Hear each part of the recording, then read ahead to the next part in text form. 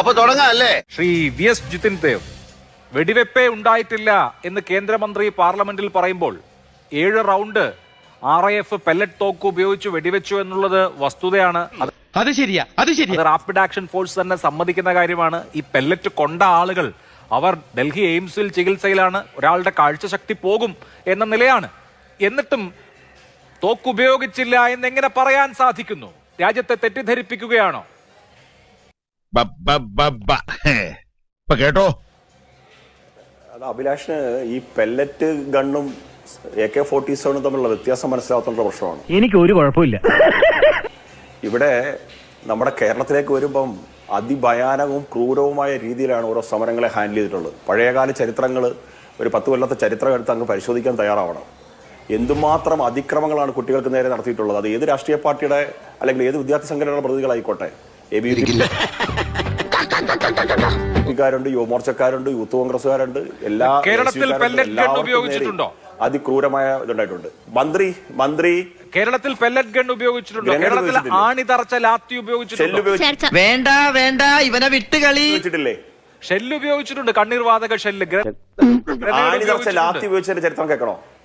അയ്യോ, അങ്ങനെ പറഞ്ഞൂടാ. പിന്നെ ഞാൻ എന്തിനു ആണിതറച്ച ലാത്തി കേരളത്തിൽ? ഗ്രനേഡ് ഉപയോഗിച്ചിട്ടുണ്ട്, പെല്ലറ്റ് ഗൺ ഉപയോഗിച്ചിട്ടുണ്ടോ? പോലീസുകാർ അടിക്കാൻ ഇറങ്ങിയിട്ടുണ്ട്. പോലീസ് അടിച്ചിട്ടുണ്ടെന്നേ ഞാൻ ചോദിക്കുന്നത്. പെല്ലറ്റ് ഗൺ ഉപയോഗിച്ചിട്ടുണ്ടോ കേരളത്തിൽ?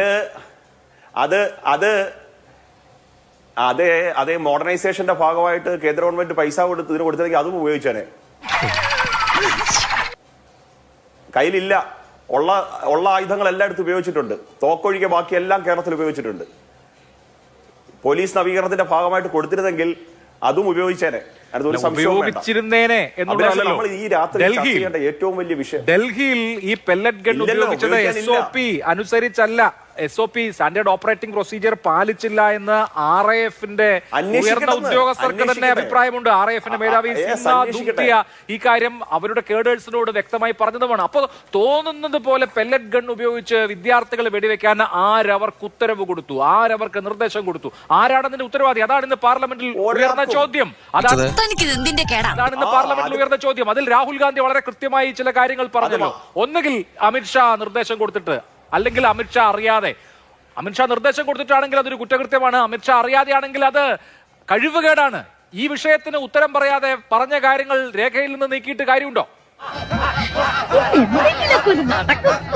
ഏത് കാര്യമാണ് രേഖയിൽ നിന്ന് നീക്കിയത് അഭിലാഷേ? അത് ഉത്തരം പറ. അത് പാർലമെന്റിൽ വന്ന് ശ്രീ രാഹുൽ ഗാന്ധി പറഞ്ഞ അൺപാർലമെന്ററി ആയിട്ടുള്ള കാര്യങ്ങളല്ലേ രേഖയിൽ നിന്ന് ഒഴിവാക്കിയത്? ഇഡിയറ്റ് എന്ന് നോക്കൂ.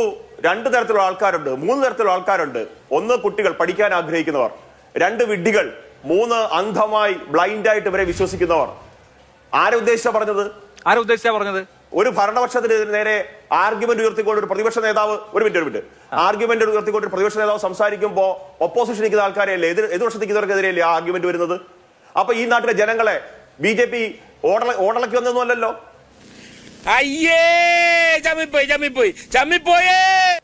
ഈ നാട്ടിലെ ജനങ്ങളെ മുഴുവൻ വിഡ്ഢികളെന്ന് വിളിച്ച് ആക്ഷേപിക്കുകയല്ലേ ഈ രാജ്യത്തിന്റെ പ്രതിപക്ഷ നേതാവ് ശ്രീ രാഹുൽ ഗാന്ധി? സ്വയം വിഡ്ഢിയായ ഒരു മനുഷ്യൻ, ഏതോ ഒരു മതിഭ്രമത്തിലാണ്. താങ്കൾ ആ പ്രസംഗം കേട്ടു എന്ന് ഞാൻ വിശ്വസിക്കുന്നു. രാഹുൽ ഗാന്ധി പറഞ്ഞ ഒരു സ്റ്റുഡന്റും അദ്ദേഹവും തമ്മിലുള്ള കോൺവെർസേഷൻ. സ്റ്റുഡന്റ് 3 തരത്തിലുള്ള ആളുകളെ കുറിച്ച് പറയാണ്. അതിൽ ഈ രണ്ടാമത് പറഞ്ഞ സ്റ്റുഡന്റ് കഴിഞ്ഞ പിന്നെ രണ്ടാമത് പറഞ്ഞ ഇഡിയറ്റ്സിനെ കുറിച്ച് പറയുന്നത് എന്താ?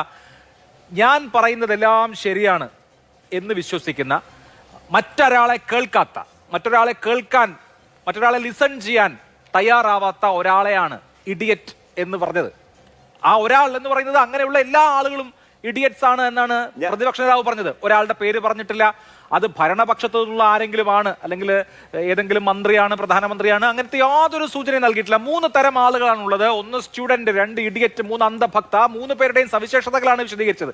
ഞാൻ പറയുന്നത് മാത്രം ശരി, എനിക്ക് വേറൊന്നും കേൾക്കണ്ട എന്ന മനോഭാവമുള്ള ആളുകൾ ഇഡിയറ്റ്സ് ആണെന്ന് പറഞ്ഞാൽ അതെങ്ങനെയാണ് ഭരണപക്ഷത്തെ അവഹേളിക്കലാവുക? ജഗതി ഒരു സിനിമയിൽ ഇത് എന്നെ ഉദ്ദേശിച്ചാണ്, എന്നെ തന്നെ ഉദ്ദേശിച്ചാണെന്ന് പറഞ്ഞത് പോലെയല്ലേ അത്? ഞാൻ ഈ ചർച്ചയ്ക്ക് ഇങ്ങോട്ട് വരുന്ന സമയത്ത് നിന്റെ പേരിൽ ഒരു കംപ്ലൈന്റ് കേട്ടില്ല. കരുനാപ്പള്ളി വെച്ച് ഒരാൾ എന്നോട് പറഞ്ഞു, എങ്ങോട്ട് പോകുന്നു? ഞാൻ പറഞ്ഞു മാതൃഭൂമി ചർച്ചയ്ക്ക് പോകുന്നു. ആരാണ് ആങ്കർ? അപ്പൊ പറഞ്ഞു അഭിലാഷ് മോഹനാണ്. അയ്യോ, ആ സംസാരിക്കാൻ അനുവദിക്കാത്ത ആ ഇഡിയറ്റിന്റെ ചർച്ചയിൽ ഇരിക്കാനാണോ നിങ്ങൾ പോകുന്നത്?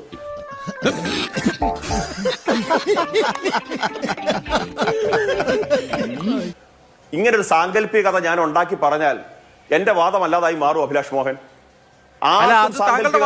പറഞ്ഞോളൂ. മനസ്സിലായില്ലേ? നിങ്ങളെ പറ്റി പറയുന്ന ആക്ഷേപമാണ്. വേണ്ട, എനിക്ക് അങ്ങനെ വാദമേ ഇല്ല. എനിക്ക് നിങ്ങളെ ഓർത്ത് നിങ്ങളോട് ബഹുമാനമേ ഉള്ളൂ. നിങ്ങൾ എന്നെ സംസാരിക്കാൻ അനുവദിക്കാറുണ്ട്. എനിക്ക് നിങ്ങളെ ഓർത്ത് നിങ്ങളോട് ബഹുമാനമേ ഉള്ളൂ. പക്ഷേ ഇത്തരത്തിൽ സാങ്കല്പികതകളൊക്കെ ഉണ്ടാക്കാം. അഭിലാഷ്, ഇന്ന് ചർച്ച ചെയ്യേണ്ട ഏറ്റവും പ്രധാനപ്പെട്ട വിഷയം എന്താണ്?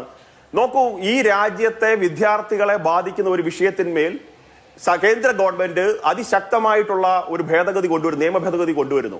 ആ വിഷയത്തിൽ ചർച്ച ചെയ്യണം എന്ന് പ്രതിപക്ഷം ആവശ്യപ്പെടുന്നു.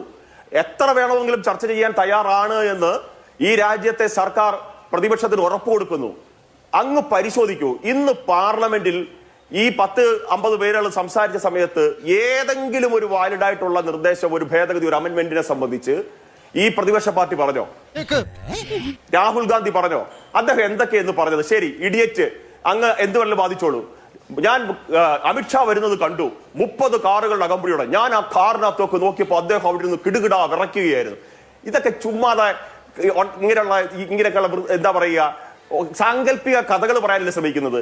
ഇവരെല്ലാം ജൻസിക്കാരുടെ ഭാഷയെ പറഞ്ഞാൽ ഒരു ഡെലൂലൂല, ഒരു മതിഭ്രമത്തിലാണ്.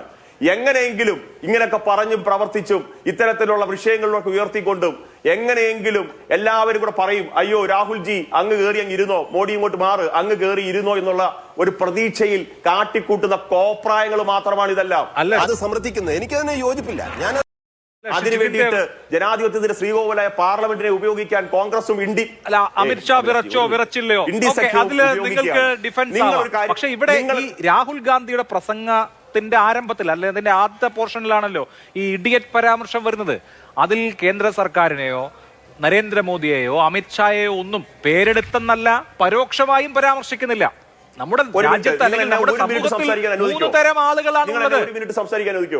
ഇത് കഴിഞ്ഞിട്ട് നമ്മുടെ സമൂഹത്തിൽ 3 തരം ആളുകളാണുള്ളത്. സ്റ്റുഡന്റിന്റെ ഡെഫിനിഷൻ രാഹുൽ ഗാന്ധി പറഞ്ഞു, ഫൂളിന്റെ ഇഡിയറ്റിന്റെ ഡെഫിനിഷൻ രാഹുൽ ഗാന്ധി പറഞ്ഞു, അന്ധഭക്തിന്റെ ഡെഫിനിഷൻ രാഹുൽ ഗാന്ധി പറഞ്ഞു. അതിൽ ഈ ഇഡിയറ്റിന്റെ ഡെഫിനിഷൻ പറയുമ്പോൾ ഒരു ബുദ്ധിമുട്ട് തോന്നുന്നത് എന്താ?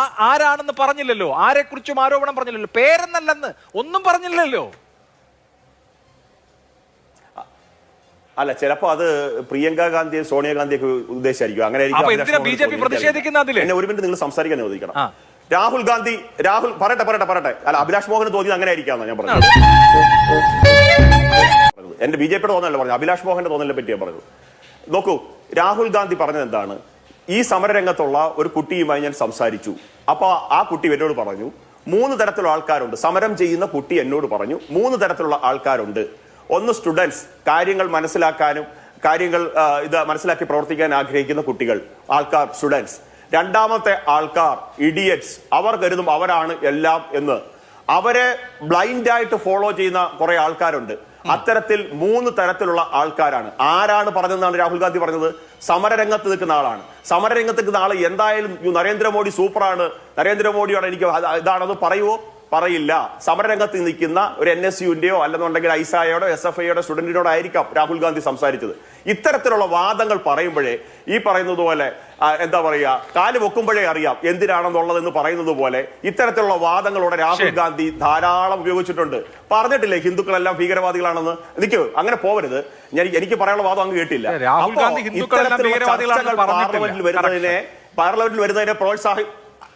പാർലമെന്റിൽ വരുന്നതിനെല്ലാം പാർലമെന്റിൽ ചർച്ചകൾ വരുന്നതിനെ പ്രോത്സാഹിപ്പിക്കാൻ അല്ലെങ്കിൽ ചർച്ച ചെയ്യാൻ ഇവർ തയ്യാറല്ല. ഒരൊറ്റ കാര്യം മാത്രമേ ഇന്ന് തേജസ്വി സൂര്യ ചൂണ്ടിക്കാണിച്ച പ്രധാനപ്പെട്ട വാദമുണ്ട്.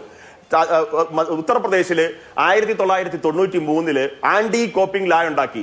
ആ സമയത്ത് ഇന്ത്യ സഖ്യത്തിന്റെ കൂടെയുള്ള ഇവരുടെ സമാജ്വാദി പാർട്ടിയുടെ ഏറ്റവും വലിയ തെരഞ്ഞെടുപ്പ് വാഗ്ദാനം ഈ നിയമം പിൻവലിക്കുന്നായിരുന്നു.